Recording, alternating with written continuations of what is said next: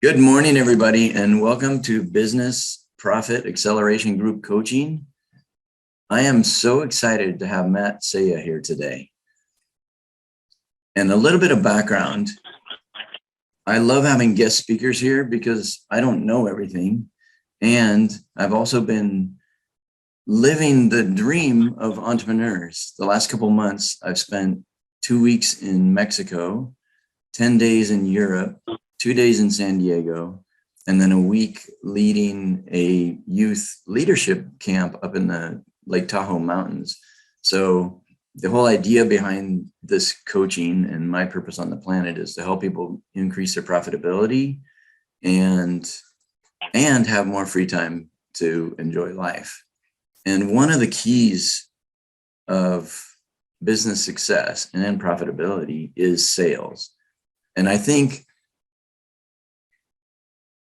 public speaking is above death as far as popular fears for people. And then sales is above public speaking. So Matt's here to alleviate some of that fear. And I would love to introduce him. Matt Saia is the award-winning owner of Saia Sales Leadership. That's spelled S-A-I-A, if you'd like to look it up. A Sandler Training Center in the greater Sacramento area. As a Sandler trainer and coach, Matt works with sales professionals and managers who are frustrated with the challenge of maintaining a full pipeline of qualified prospects, the close rate of their current pipeline, and dealing with buyers that are constantly asking for discounts. We definitely don't like that. Matt has spent his entire career in sales and worked 15 years in sales management, developing high-performing sales teams before bringing his experience to Sandler to become a trainer. Please welcome Matt Saia. Thank you, Jim. Jim, I appreciate you letting me come and do this today. And I believe we have until 11 o'clock. Is that right? That's perfect. All right. I'll be done by 11. No matter where I am in my talking, I'll just stop talking at 11. But quick note, if you did want to get it right, I don't really care what anyone calls me, but technically my name's pronounced Saia, not Saia. Doesn't matter if you want to call me Saia. It really doesn't bother me, but some people like to make sure that they get that right. And either way, doesn't matter. Call me what you want. You might be calling me some bad names by the end of this. No, that's wonderful. Thank you for the correction. Saia. It's a Sicilian name. My dad's family came from Palermo, Sicily, through many, many years ago. My great grandpa. But anyways, this is interactive. I know it's not what a lot of people expect when they figure they're going to get on a call and have somebody guest speak. I think what most people think is they're going to be on the call and they're just going to listen. This is not listening. This is about interactive. So I want to encourage you to participate. The more you participate, the more fun it is for me. Okay, so I'm going to ask some questions. I'm going to ask you to take some notes. So if you can get a pen and a piece of paper handy, notes are definitely going to be needed today. But again, I want to thank you for the investment of time, because an hour, it's 60 minutes of your time. I greatly appreciate it, and appreciate you spending it with me today. Quick story about time. There was a young sales guy. He was just out in his yard one day, and he got bit by a snake. And he ran to the urgent care and talks to the doctor. And he's like, I got bit by the snake. I know it wasn't a rattlesnake. And he described the snake to the doctor. And the doctor's like, I've seen this snake before. I've heard of it. This is a very rare snake that bit you. It's very, very venomous, very deadly. And there's no cure for it. And I'm sorry to tell you this, but you've only got 60 minutes to live. And the sales guy looks at him and he's like, Doc, that's crazy. What do I do? Doctor's like, don't panic. Here's what I want you to do. There's a guy named Matt Saia. He's doing a little presentation on sales. Okay. It's with Jim Kaspari. I want you to go sit in on that call. Sales guy's like, Doc, is that going to save me? Doctor's like, it's not going to save you, but it will be the longest 60 minutes of your life. So I have a couple of goals today. And one of my goals, my number one goal, is to make this not the longest 60 minutes of your life. But other goals are, we have some deals coming in. Other goals are basically to look at some of the sales challenges you're having today. And welcome, Dylan. Thanks for joining. we want to be able to differentiate ourselves, right? So we're going to look at some of the sales challenges we have today, how to differentiate ourselves, how do we look at the sales process? What is our sales process right now? How do buyers buy? We're going to look a little bit into the psychology of that. And then we're going to talk about, can we break the rules of the traditional sales model in order to close more deals? Okay. Couple of things that I'm going to ask of you. I'm going to ask you some questions as well. And I'm going to type in the chat, if I can, I'm going to type in my email because you're going to have an assignment today. Let me see if I can share my screen. Okay, hopefully everyone can see that. Your assignment is going to be to send me an email, and I want to make sure everybody's okay with this. And I'm going to ask you 2 questions after this. And I want you to write down in big letters on the top of your piece of paper that you're taking notes, big Y, a big N, and then a big TIO. You wouldn't mind. Dylan, you too. I know you came on a little bit late, but this is interactive, so I'm going to ask everyone to interact. And by the way, Dylan, I do tend to call on people for feedback, and I generally like to call on people who have their cameras off. So just warning you right now, just to make sure you're paying attention. All right, there you go. So YNTIO. 2 questions I'm going to ask at the end of this, and you can respond in one of these ways. Basically, the first question is going to be based off of what you heard today. Do you want to set up a one-to-one with me to talk about your specific situation, right? A Y in that case is yes, right? Yes, I'd like to talk. It doesn't mean that we're going to do business. It just means we want to talk one-on-one about some of the situations you're dealing with that we talked about today. An N in the context of today is simply no. I like what you said, but I don't really have time, or maybe some of my issues really aren't that important. I don't think you can help me. A no is a totally fine answer too. Okay. Anyone want to guess what TIO stands for?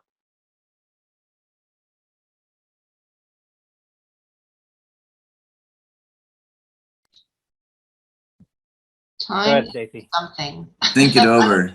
It's yes, no, Jim, think you it got over. it. Think it over. You got it. Think it over. Okay. Jim, First thing I want you to do, I want you to put a big X. I just want you to cross out TIO. Scribble it out. I don't want to see it. You do not accept think it overs in the sales. Okay. And this is the first lesson I want to teach you, right? Is to understand what a think it over generally is by a prospect.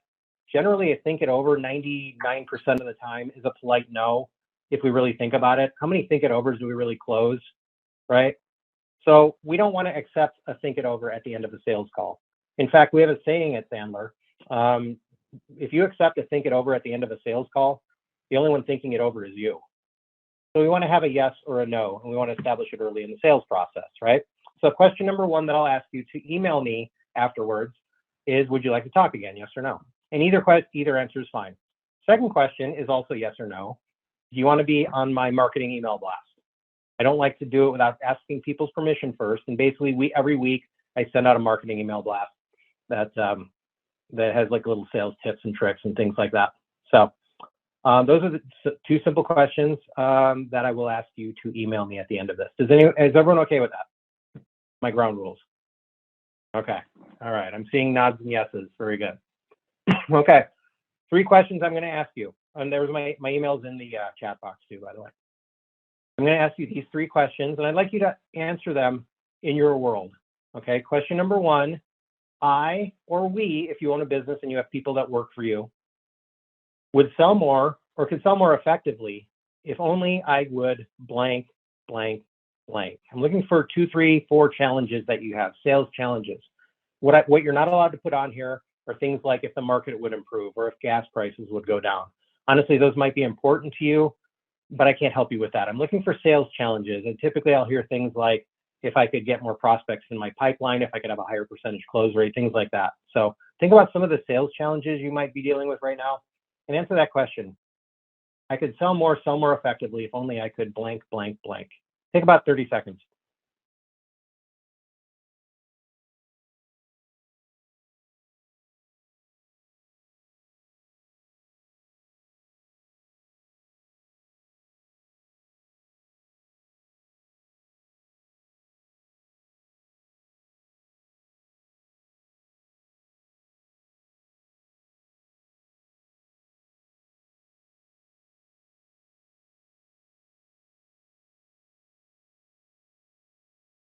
So question number 2, over the next 12 months, these problems are costing me blank. I'm asking you to quantify this.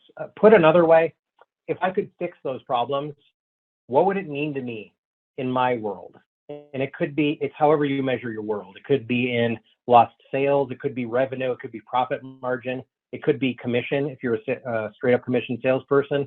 If you could fix those problems, annualize it, what would that mean to you? Take 30 seconds.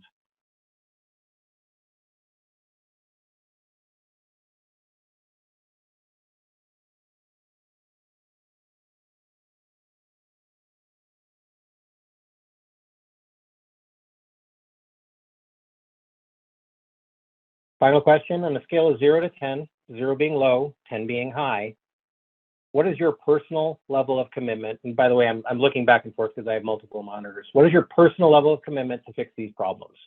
Not your spouse's, not your partner's, your personal level of commitment.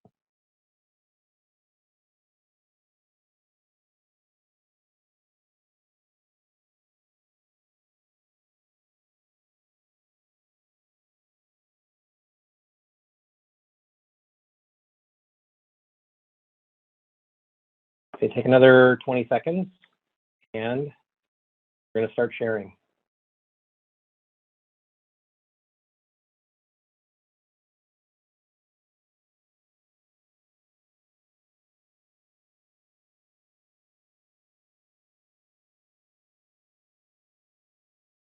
Okay, so it helps. This is the interactive part. I'd like to hear from you.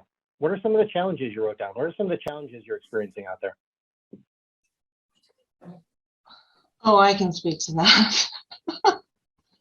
So, Go ahead, Stacey. well, I think my big challenge is operational. So I have had a heck of a time finding a good, reliable installation partner for electrical signs, things like that. So it is preventing me from quoting many of the jobs that I get because I don't have somebody that is, you know, my go-to person who can help me in that area. So finding good help, is that a good way to put it? Mm-hmm. Okay, excellent. Important one for sure. What else? What else did we write down?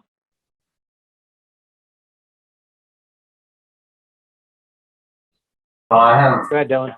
a pretty new crew in the office here that take sales calls, and they've been in the pest control industry for a little bit now, but haven't fully grasped all the services and detailed answers that sometimes customers ask of us.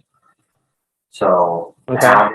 having a very knowledgeable crew on all levels would be great. Okay, so is it a matter of training them then, Dylan? Is that the challenge, or? Yeah, I mean that's a lot of training. Yeah. So it's Well, how else do they learn? How else do they get the information? almost every day. I'm sorry, can you repeat that? It's almost every day that we do some type of training with them. Okay. So training them to a level. I'm trying to figure out how I can write this. Training.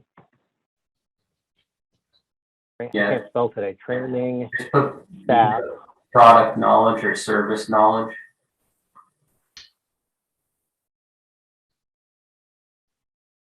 Good one. Challenge for sure. Absolutely. Especially if there's turnover, right? Then you got to start the process all over again. Believe me, I've been there. Good one. Good one. What else? What are some other sales challenges?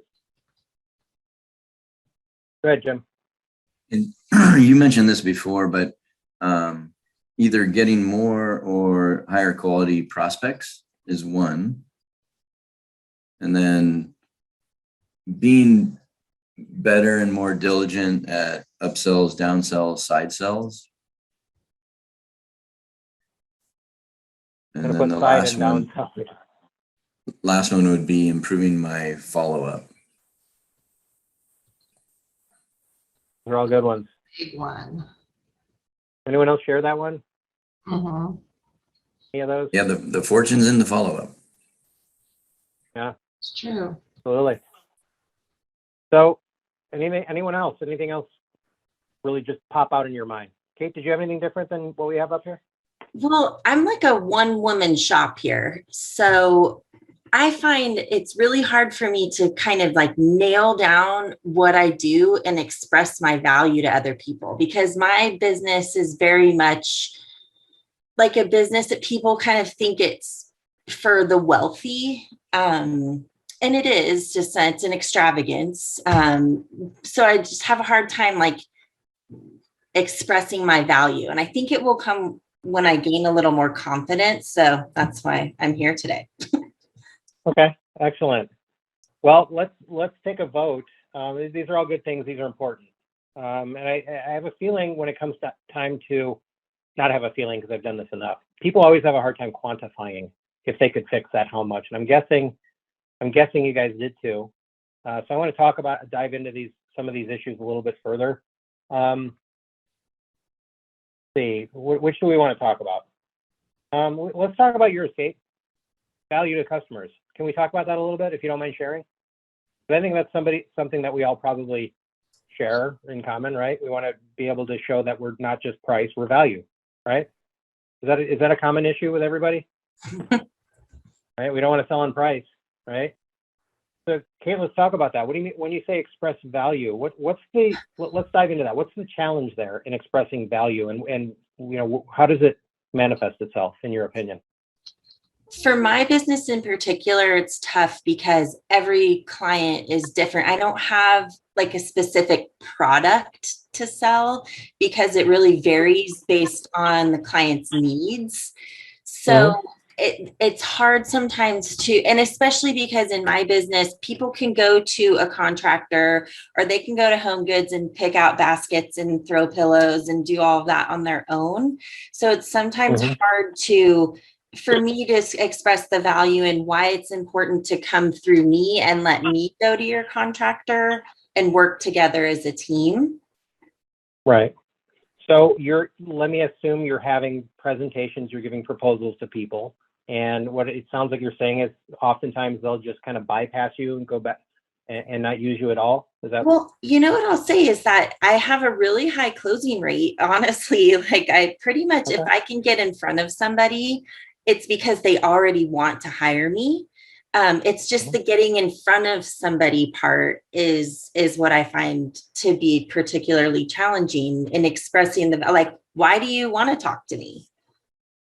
Okay, so then I'll go a different direction then with that. Is the issue then maybe it's just not enough bodies to talk to? You're not getting in front of enough people?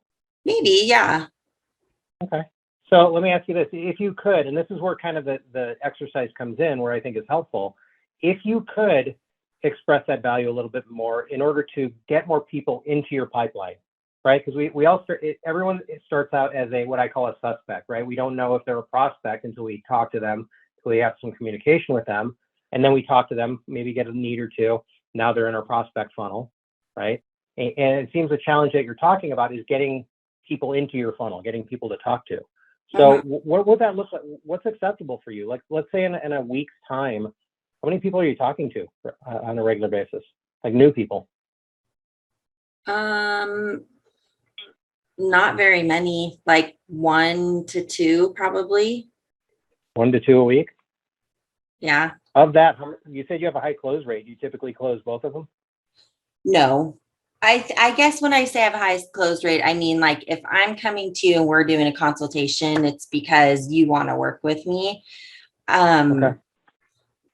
Yeah. So, and I don't talk to very many people. I find it like awful. What do you mean awful? What does awful mean? It feels like it's so far out of my comfort zone to salesy. Why is that, do you think? I don't know. I'm just kind of I think because the creative part of my business is the part that really speaks to me. It's the part that I get. The everything else part of my business is I'm like, whoa, am I in over my head? Like, what did I do? Right. Okay. So Kate, it seems that the challenge from what I'm hearing is not necessarily once you get them in front of you to present your solution, it's getting to that point Yes. and not being salesy. That's the uncomfortable part, right? Mm-hmm. Okay, so let's pretend. I mean, you just told me 1 to 2 a week. That's about 4 to 8 new people you're talking to a month. Fair? Yeah. What ideally, what would that look like if you did have a good system and you were very comfortable with it and weren't salesy, didn't feel salesy? How many new people are you bringing into your pipeline in a month? I don't think I could really handle more than like 4 clients at a time because I'm by myself. Right. So just to be able to provide good service, and there's always emergencies and people needing to talk to me. And if I am stretched too thin, then it's way too overwhelming. So I think if I could like have a solid stream of about 4 clients until I'm ready to, I guess, sort of expand. I don't know. Okay, well, no, that's fine. You're doing great. I'm trying to get to the bottom of the picture to see if what we're going to talk about is going to help today. What would that look like for you if you were doing that and you got to the point where this is the glorious moment where Kate's hitting it all and she's at her maximum level. It's time to expand and grow the business. Do you have a picture of that? Yeah, I do. I would love to be able to hire on. In a creative industry, it's super hard to be a one-person shop because it's like we're collaborative by nature, I think. And so I would love to have like a partner or have another person who I could bring on who would be really good at the things that I'm not good at. And then who could just sort of help me scale from there. So I need to have a steady stream, I think, of clients. It just, in my mind, it feels like I need a steady stream of clients so that I could get to a place where I could hire an employee who really is more like a right-hand man kind of a person. Right. Have you put a dollar figure on that number? And this is how much revenue we need to be generating for me to get to that next level. And Kate, as I talk to you, I hope everybody else is internalizing this too.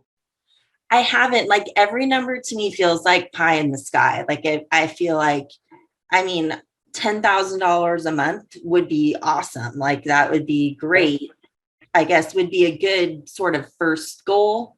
I don't want to stop there. I feel like the sky's the limit, but that would be a great sort of, if I'm consistently bringing that much money in, $7,000 to $10,000 a month, then I would feel comfortable bringing another person into the fold.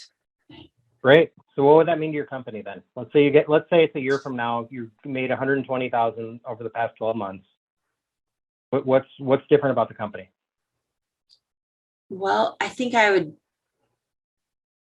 feel like the systems would be in place, the accounting and all of the like back level stuff would be in place, and I would have really good offers in place, and I would have a solid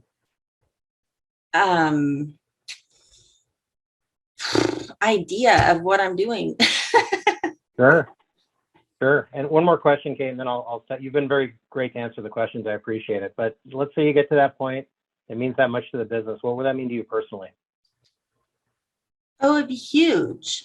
My whole goal is to build this to a point where it's kind of like a legacy, right? Like, I want to have something to leave to the kids should they choose to, and just sort of build this thing. So it would be huge for our family.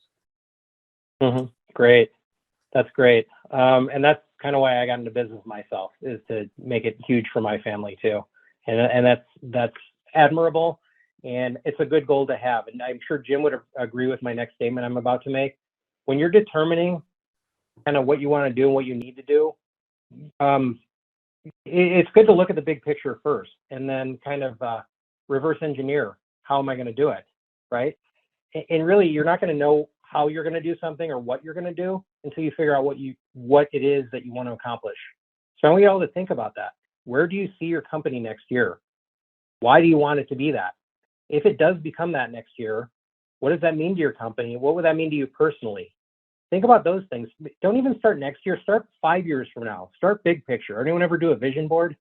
Right? Start with your vision board and then figure out what you need to do in 5 years to hit that vision board. What do you need to do in the next 12 months to do that? And now we start talking about, how am I going to start with that today?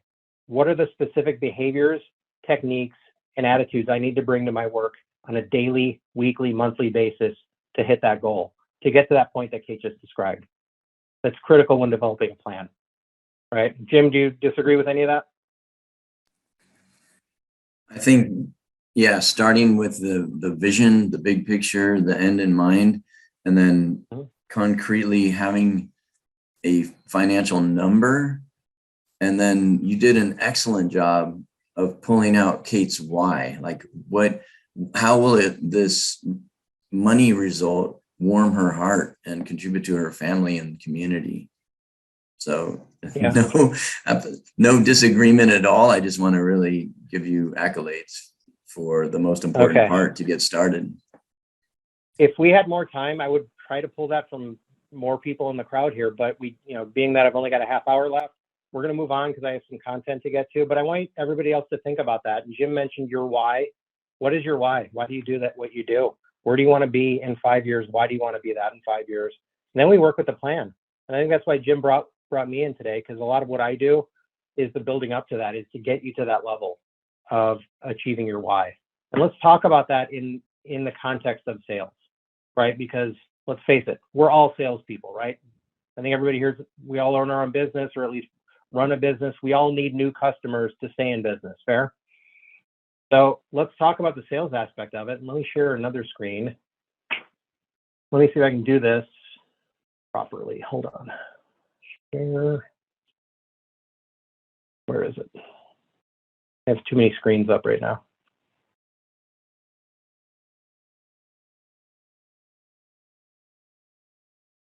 Hold on, I lost it.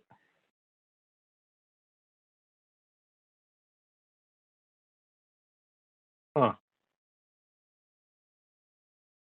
Well, if I can't find it, I can type it.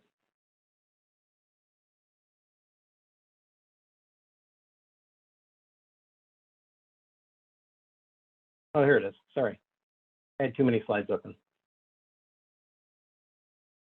So let me put this into presenter view. So can everyone see the NTIO, but not the notes? This always screws me up. Okay, good. Thanks, Jim. So we did this, page 2. Okay, so let's talk about how we sell today. So I want you to think about how we go about and make a sale. Think about what the steps you take to take somebody from what I call the suspect all the way to either we're going to disqualify them or qualify them all the way to the point of they're our new customer. Think about, everyone's got a few steps, right? 3 to 5 steps. Think about the steps you take in order to do that. How does it work? And that's what I want to talk about today. I want to talk about this typical traditional seller system. And then I want to talk about how buyers buy, because really whenever there's an interaction between a buyer and a seller, it's kind of like a dance, right?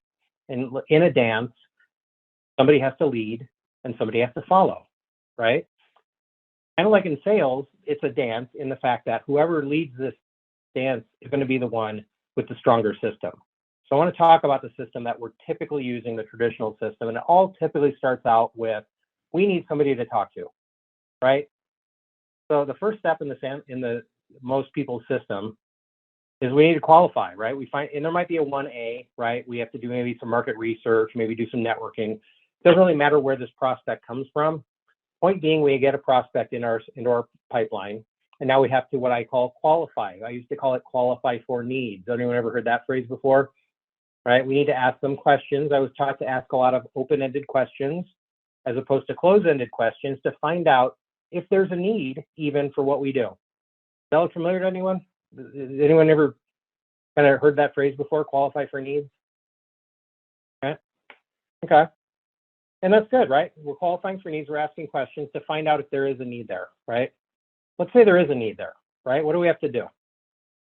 Typically at that point, if we find that they do have a need that our product or service uniquely solves, typically at that point, we'll give them a proposal, right?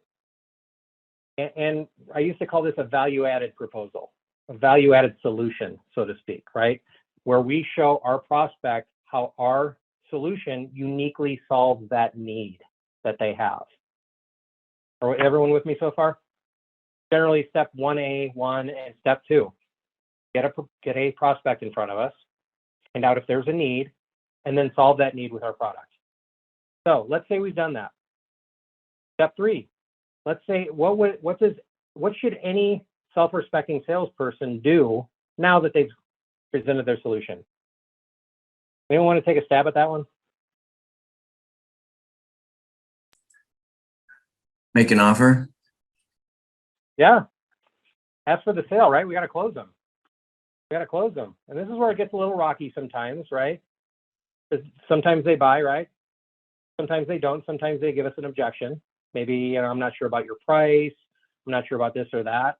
And and we have to handle the objections, right? And there are, I've been to seminars on handling objections before, and it's funny. Maybe you use the feel, felt, found method. Anyone ever hear of that one? It goes like this. Jim, I understand how you feel. Many of my current clients felt that way when they first started with me. Let me tell you what they found after they've used me for a while. Feel, felt, found. That's the way to handle objections, right?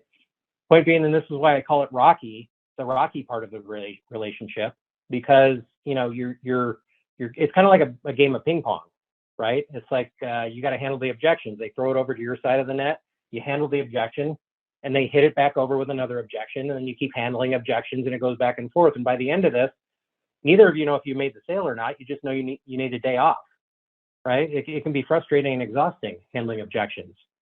This is my least favorite part of the sale. Let's say you get past that. Do they buy? Sometimes, right? Sometimes they don't. And then what do? Got to follow up. Good presentation, Jim. Let me think about this. Why don't you call me on Monday? Anyone ever hear that? Call me on Monday? Everybody better raise their hand. Everybody has heard call me on Monday or insert day of the week, right? It happens every day. So good news and bad news. And by the way, does anyone have anything drastically different than what I wrote down here as the traditional sales model? Or is this generally how we sell? What I was taught my entire career. Go ahead, Jim. You agree? Or did you I agree with everything on here.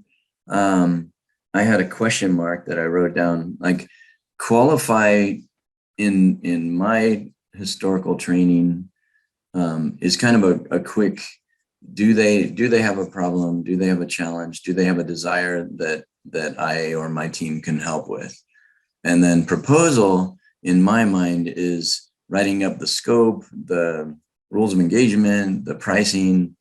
And in between those two, I have a more extensive intake. So asking questions and really getting into the details, their why, before getting to close or handle objections.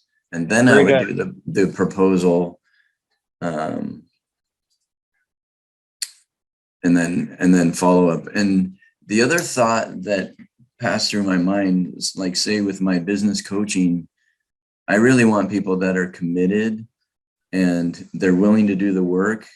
And so I don't know if this is a mistake. I just want to get your expertise on this. Is sometimes I'll say, you know, I don't want to pressure you into anything. I want you to sleep on this because I really only want people that are a hell yes, not a maybe. That's my advanced session, Jim. I'll get into that. Probably not today, though. Okay. All right. But that's a good question. I don't want to. I could take that question and go into the weeds for like 10 minutes, and we're kind of on a time crunch here. So let's do a one-to-one. We'll talk about that. Okay. So, anyways, back to what I was saying. Good news and bad news. Good news is you can sell this way. I sold with this method for decades before I found Sandler. You can sell. I made my number on a pretty regular basis. But there's two fundamental problems with this system, right? First one, let me ask the group, when does it slow down? When do you think it slows down? And let me put it another way, between steps 1 and 2 or steps 3 and 4, when does it slow down?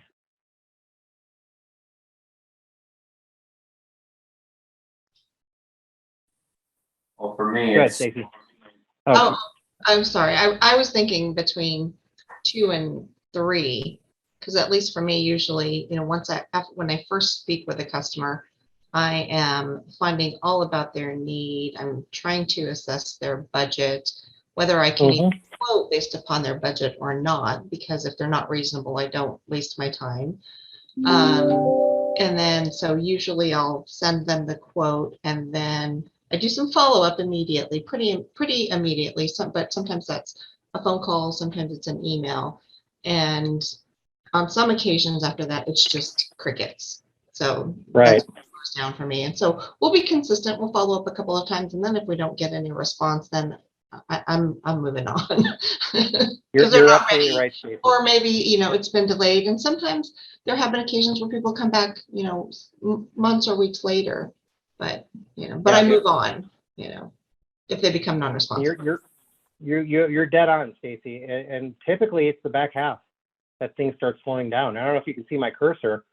When do we find out the objections? Here late in the stage 3, right? Stage 3, after we've already given our proposal, we're handling objections. And then the follow-up a lot of times turns into call me on Wednesday, call me on Friday, or call me whenever, right? It slows down in the back half because we're not finding out the objections until later in the game. I mean, think about it if you've ever done any work in quality control. Let's say you're in charge of the Tesla battery on the new model Tesla, whatever it is, and you find out that this battery is going to catch fire after 25,000 miles. When do you want to know that? In the computer-aided drawing before or after you've shipped 25,000 of these things, right? As soon as possible, right? Same in sales, right? We're not finding out the problems until late in step 3. Another problem, fundamental problem with this. How many proposals do you think your prospects are seeing? Good rule of thumb. However many bids or proposals you're giving, that's how many they're seeing. So if you're giving 10 proposals a month, they're seeing 10 proposals a month. And what system do you think they're seeing? They're seeing this because everybody does it the same way. And buyers have caught on to how salespeople work. And buyers have put a system in place to counteract your system and keep them in control of the dance. And I want to talk about that right now, about how the buyers stay in control of the sales process. Okay, and let's look at how the buyers buy right now. And I'm flying through this a little faster than I normally do because I'm kind of running out of time here, but put your buyer hat on, right? How do we typically treat salespeople, right? Think about how you treat salespeople. A salesperson calls you up on the phone. I want to get 10 minutes to talk about your financial situation and see if I can help you plan for retirement. What are you going to do? You're probably going to try to get that person off the phone as soon as possible, right? I want to wash your windows for you. No, thank you. How do you feel about Amway? I hate Amway. Click, right? We typically don't trust salespeople. Why? Why don't we trust salespeople? It's not because we don't like them. I mean, we're all salespeople. I mean, you all seem like nice people, but we don't trust salespeople because you're all buyers too. So think about it. Why don't we trust salespeople? Depends upon whether you have the need, right? If they're contacting you at the right time. If you have the need, you're more likely to listen. But if you don't have the need, then you're trying to get them off the phone as quickly as possible. At least that's me. Yeah. People don't like to be sold. People love to buy, but hate to be sold. Go ahead, Jim. Oh, I was just going to share that sometimes I've felt pressured and, haven't stood up for myself or haven't said no and regretted it. Yeah, we've been burned by salespeople before, haven't we? I think everybody has, or we're afraid to be. And here's the first step. The first step in the buyer system is to withhold information. I call it the lie step. They lie about their interests. And I don't want the takeaway for this to be buyers are liars. I mean, they are, but you do this too, okay? You do this too. And I'll give you an example. Back 7-8 years ago, my wife at the time and I wanted to buy a new sofa. So we knew what we wanted. We wanted a leather sofa. We knew how much we wanted to spend. In fact, we found one of those ads in the paper. I think it was from that place with the wagon wheel out front off of Highway 50. We went in there. She had the little advertisement in her purse when we walked in there. Salesperson comes up to us. As soon as we walked in the door, asks me, can I help you find something today? I said 3 words to the guy. 3 words. Anyone want to guess what those 3 words were after he said, can I help you? We're just looking. That's exactly it. I told him I lied to him. I wasn't just looking. I knew what I wanted. I knew how much I wanted to spend for it. I knew they had it there. These are all valuable pieces of information that he could have used to help me, but I kept it close to my vest because I didn't trust him. I didn't want to be sold. We all do this. I'm sure we can all look back at purchases we made because we all lie to salespeople. By the way, it's completely acceptable. I went to Catholic school. You can still go to heaven after lying to a salesperson. It's not, there's nowhere in the Bible does it say you can't lie to a salesperson. So, and it's totally acceptable, right? So, and it happens, right? Anyone ever have a project, like do a bid for a client, find out like that they told you one budget, only to find out halfway through that they actually had a lot more money to spend? They're not going to tell you right off the bat because they don't trust you, right? And that takes us to step number 2. Let's say you get past that. What do they want from you? Let's say you actually have a conversation. You start asking them questions. What do they want? What do they ask you for? They want to find out how much right away. Yeah, they want information. How much? What do you do? What's the scope? What do you use? They want to gather information. I call this the unpaid consulting mode because they want all your information, but what don't they want to give you for it?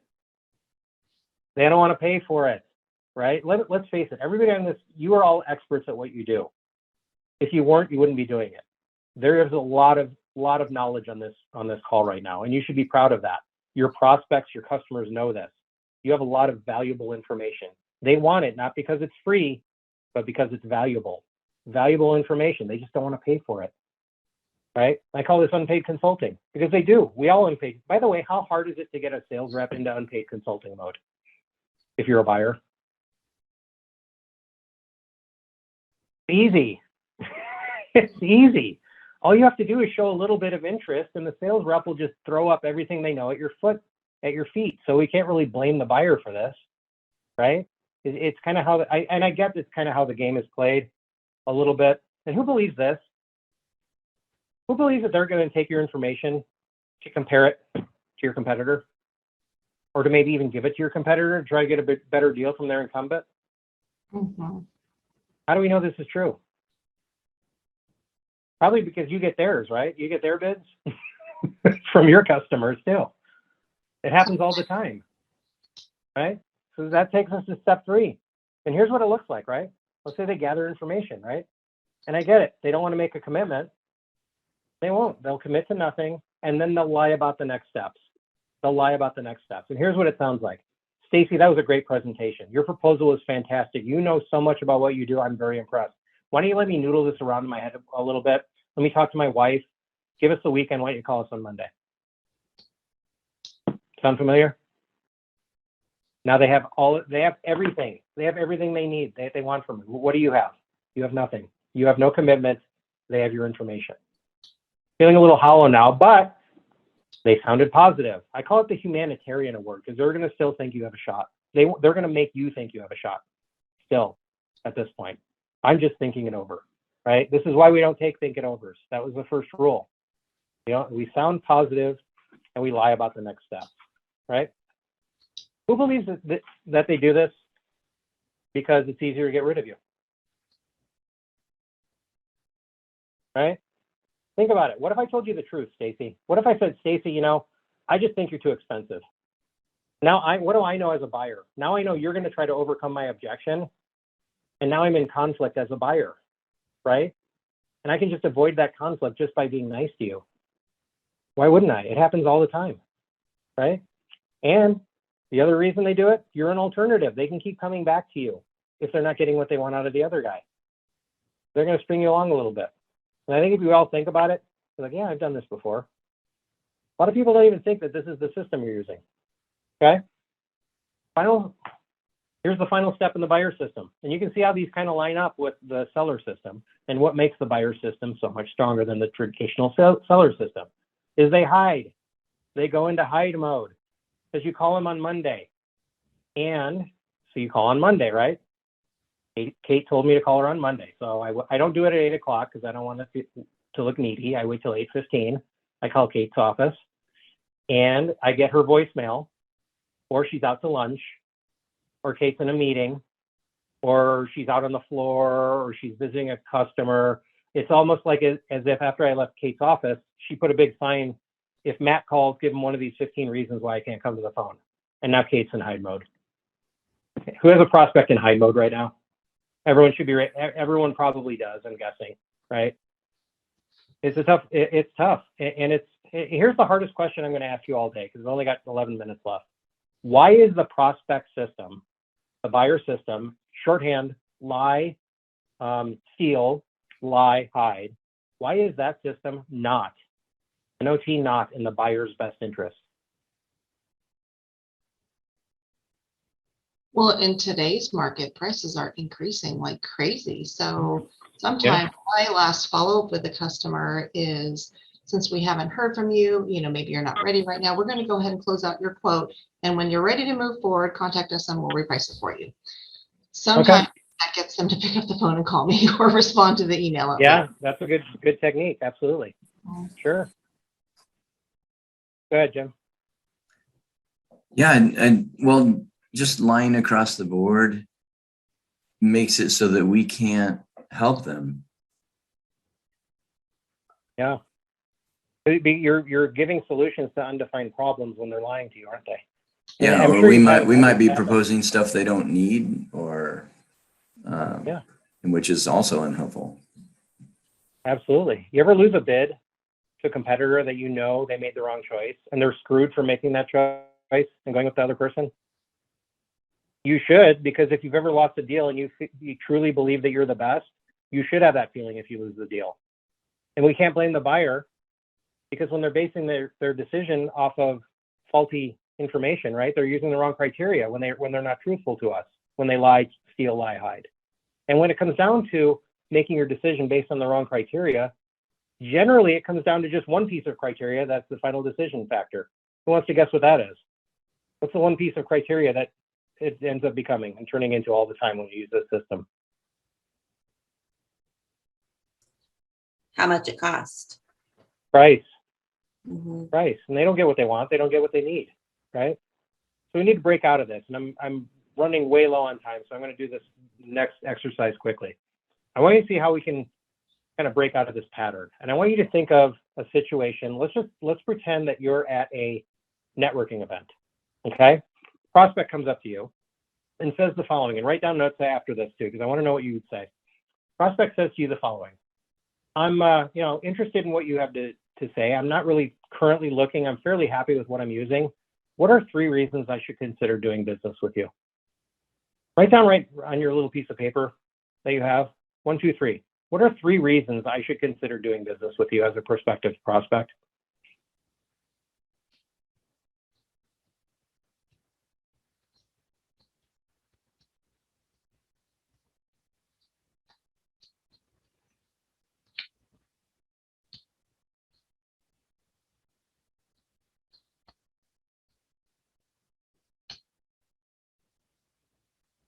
Okay, really quick. What do we have? What makes Jim so good? Why should I use you as opposed to your competitor? I'm honest, caring, and results based. Honest, caring. I'm writing it down. Results based. Good. What else? Dylan, why are you so good? Yeah, I have almost the same as Jim. I'm honest, results based, and I put flexible. Flexible. That's a good one. These are all good ones. You should be proud of these. Anyone have anything different? On my list, I had included just communicative, right? Because sometimes we're not a one and done. So a lot of times you've got to stay in touch with the customer to keep them informed about where their project is at. Okay, excellent. Great, thanks. These are all really good answers. And I want to take you through a scenario now. So I want you to imagine this.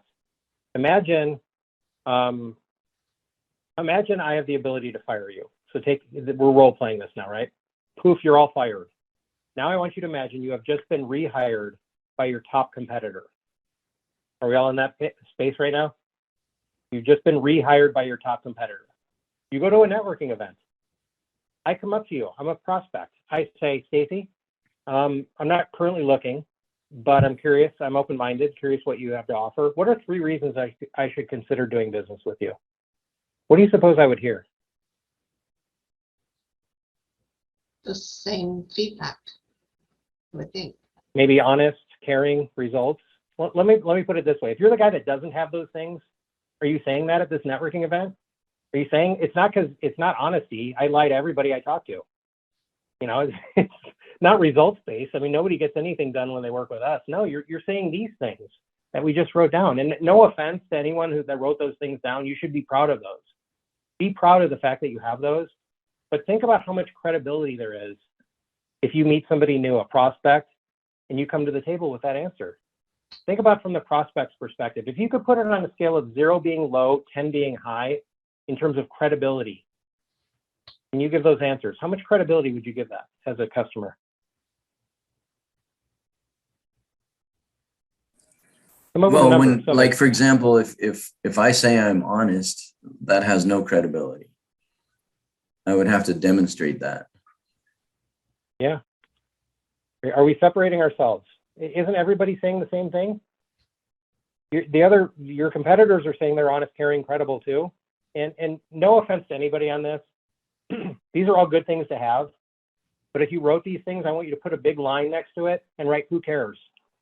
Because your prospects don't care that you think you're honest or caring or flexible or communicative. Those are important things to be. But from a credibility standpoint, how much does it give? So let's imagine I'm in this situation. Okay, I'm going to role play it for you. And I want you to tell me if this is more or less credible. And then I'll kind of stop talking at that point because we're coming up to it. Is this more or less credible? If let's say I meet Jim at a networking event. I've never met Jim before. Jim says to me, Matt, nice to meet you. I'm not currently looking, but I'm open-minded, willing to listen to what you have to say. What are 3 reasons I should consider doing business with your company? What if I said this? Jim, that's a great question. I don't know that I can tell you the answer off the top of my head. I mean, you know, we have clients that tell us that have been with us over the years that, you know, we're very honest, caring, flexible, communicative. But Jim, until, you know, we sit down and talk, I don't know any challenges you've had or what's important to you. Your best bet, Jim, might be to stay with who you're using. I don't know. Let me make a suggestion, Jim. Why don't you invite me into your office? We'll take 30 minutes. I can ask you some detailed questions about what you're looking for in a supplier and any challenges you may or may not have had over the years. And then together we can determine if I bring value. And if I don't, that's okay. If I know one thing is that I'm not right in every situation, but maybe by the end of that 30 minutes, if we do find that there's 1 or 2 spots where I do bring value, we'll spend the last 5 minutes talking about what that would look like in a business relationship. Do you have your calendar? Okay, out of role play, is that more or less credible? More. Curious why? Because you don't come across as if you're just trying to sell them, right? You're trying to build the relationship. Very good, Stacy. Right? I didn't try to tell Jim any of my features, any of my benefits, any of what makes me great. Right? I tried to set the stage by coming back. Where did I earn the credibility? Most people would say I earned it when I told Jim, your best bet might be to stay with who you're using. I don't know. And I'll give you something you can write down and that you can take this and use this. In a sales call, you will earn instant credibility saying something seemingly not in your best interest prior to saying everything in your best interest. Your credibility will go through the roof. Jim, I don't know if I'm right for you. I might not be right for you. Why don't we sit down, have a conversation so that I can ask you some specific questions about what you're looking for. And if you're having any challenges that I might be able to help with. If not, that's okay. You know, I'm not right for everybody, but maybe we do find 1 or 2 things at that 30 minutes. And then this is what it would look like. That's how I start every new conversation. And it earns instant credibility, peer-to-peer discussion, so that you're just not a sales rep like everybody else. We need to change the game. We need to change the conversation. I could go on, but I'm up against it. Yeah, I'm gonna have to stop. I love that, Matt. It not only did you build instant credibility by not telling, you know, what your USP or unique selling proposition is, but you made it about them saying, hey, I'd love to have a meeting with you and find out more about you. And then also just to reiterate the credibilities, you know, say, I'm not sure I'm right for you. I'm not right for everybody. Uh-huh. And it's also a safer way of getting someone to meet with you. it's less threatening. I'm glad you liked it, Jim. So with that, I'll open it up for questions. But before I stop talking, I want to remind everyone, we all agreed at the beginning, everyone here is going to write me an email. And here's my email is on the, it's in the chat box. 2 yeses or nos, right? In the context of today, the first yes or no is, Matt, let's put an hour in the calendar and have a one-to-one and talk about my specific situation. Don't know if I can help or not. Maybe I can, maybe I can't. Or no is fine too in that email. Either way, I just don't want a TIO, as you know, right? I won't get offended. Can everybody see the chat box on the screen?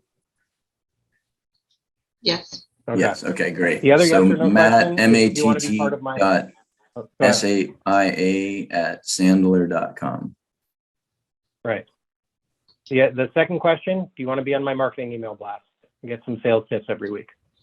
So 2 yes or no questions. And again, a no is a totally fine answer. And I won't reach out to you again if you put no. Is everybody okay with that? Okay. I know I'm out of time, Jim. I don't know if we have time for Q&A, but I don't think. Anybody it seems like have we probably don't. any burning questions, quick questions?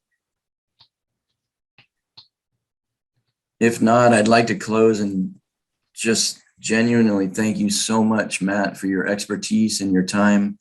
This is one of the trickiest and most valuable topics for business. And you contributed a great deal today. Thank you so much.